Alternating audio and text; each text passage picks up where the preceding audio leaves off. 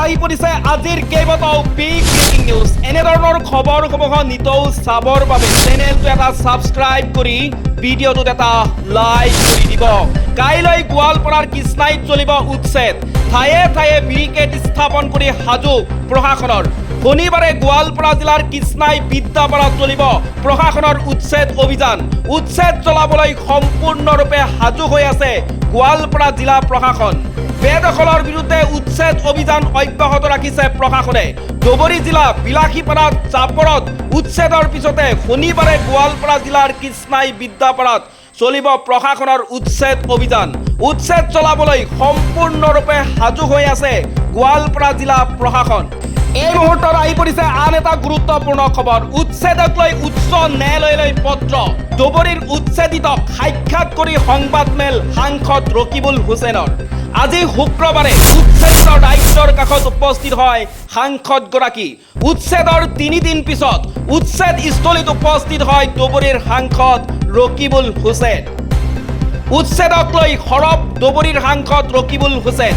আজি শুক্ৰবাৰে উচ্ছেদিত ৰাজ্যৰ কাষত উপস্থিত হয় সাংসদগৰাকী। উচ্ছেদৰ 3 দিন পিছত উচ্ছেদ স্থলীত উপস্থিত হয় ধুবুৰীৰ সাংসদ ৰকিবুল হুছেইন। চৰুৱা বাখাৰাত উচ্ছেদিত লোকক সাক্ষাৎ কৰাৰ সময়ত আৱেগিক হৈ পৰাও দেখা যায় সাংসদগৰাকীক। তেওঁ কয় যে কংগ্ৰেছৰ চৰকাৰ আহিলে আমি সকলো ঠিক কৰি দিম। এই মুহূৰ্তত আহি পৰিছে আন এটা গুৰুত্বপূৰ্ণ খবৰ। নাৰ্ছিং হোমৰ বিৰুদ্ধে কঠোৰ ৰাজ্য চৰকাৰ। কেবিনেট বৈঠকৰ অন্তত মুখ্যমন্ত্ৰী হিমন্ত বিশ্ব শৰ্মাই কয় যে 8 ঘণ্টাৰ ভিতৰত মৃতদেহ চম্পাই দিব লাগিব পৰিয়ালক। সম্পূৰ্ণ ধন আদায় দিব নোৱাৰিলেও ৰাখি থব নোৱাৰিব মৃতদেহ। এনে কৰিলে নাৰ্ছিং হোমৰ বিৰুদ্ধে ব্যৱস্থা গ্ৰহণ কৰা হ'ব। এই মুহূৰ্তত আহি পৰিছে আন এটা গুৰুত্বপূৰ্ণ খবৰ। 1 নৱেম্বৰৰ পৰা মেট্ৰিক পৰীক্ষাৰ্থীসকলে মাহিলী লাভ কৰিব 300 টকাকৈ। ঘৰুৱা টিউচনৰ নামত এই ধন লাভ কৰিব। মুখ্যমন্ত্ৰী হিমন্ত বিশ্ব শৰ্মাই ঘোষণা কৰে এই কথা। এই মুহূৰ্তত আহি পৰিছে আন এটা গুৰুত্বপূৰ্ণ খবৰ। শেহতীয়া বান পৰিস্থিতি আৰু ভূমিস্খলনৰ ফলত গুৰুতৰভাৱে ক্ষতিগ্ৰস্ত হোৱা 6খন ৰাজ্যলৈ আৰ্থিক সাহায্য হিচাপে 1066.80 কোটি টকাৰ অনুমোদন জনাইছে কেন্দ্ৰীয় চৰকাৰে। আবণ্টিত এই ধনৰাশিৰ ভিতৰত 375.70 কোটি টকা লাভ কৰিছে অসমে। এই মুহূৰ্তত আহি পৰিছে আন এটা গুৰুত্বপূৰ্ণ খবৰ। সৰ্থেবাৰীৰ কাঁহ শিল্পীলৈ বিত্তীয় সকাহ।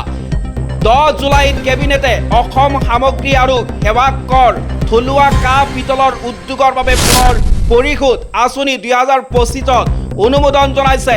ইয়াৰ অধীনত কাঁহ পিতলৰ শিল্পীসকলক GSTৰ ওপৰত পৰিশোধ কৰা ধন ঘূৰাই দিয়া হ'ব। এই মুহূৰ্তত আহি পৰিছে আন এটা গুৰুত্বপূৰ্ণ খবৰ। গুজৰাটত পদতৰা আৰু আনন্দ সংযোগী দলং খহি পৰাৰ ঘটনাই তীব্ৰ চাঞ্চল্যৰ সৃষ্টি কৰিছে। এই ঘটনাত বৰ্তমান পৰ্যন্ত 17জন লোকৰ মৃতদেহ উদ্ধাৰ কৰা হৈছে আৰু এই দুৰ্ঘটনাত একেটা পৰিয়ালৰে বহু লোক প্ৰাণ হেৰুৱাইছে। এতিয়া সন্ধানহীন হৈ আছে কেইবাজনো লোক।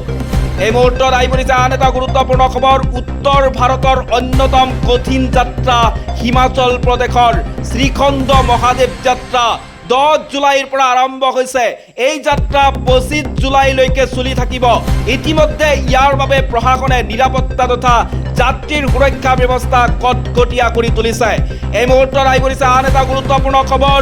ইৰাণৰ লক্ষ্যত আমেৰিকাৰ ৰাষ্ট্ৰপতি ডনাল্ড ট্ৰাম্প। খামেনিৰ ঘনিষ্ঠ সহযোগী তথা উপদেষ্টাগৰাকীয়ে কয় যে ট্ৰাম্পক হত্যা কৰা অতি সহজ। ইৰাণে ভাবুকি দিছে যে ট্ৰাম্প অকলশৰীয়া আৰু নিৰ্বিকাৰ হৈ থাকিলে হত্যা কৰিব পাৰি। ইৰাণে ইচ্ছা কৰিলে নিজৰ ঘৰত সোমাই ট্ৰাম্পক হত্যা কৰিব পাৰে বুলি ভাবুকি দিয়ে।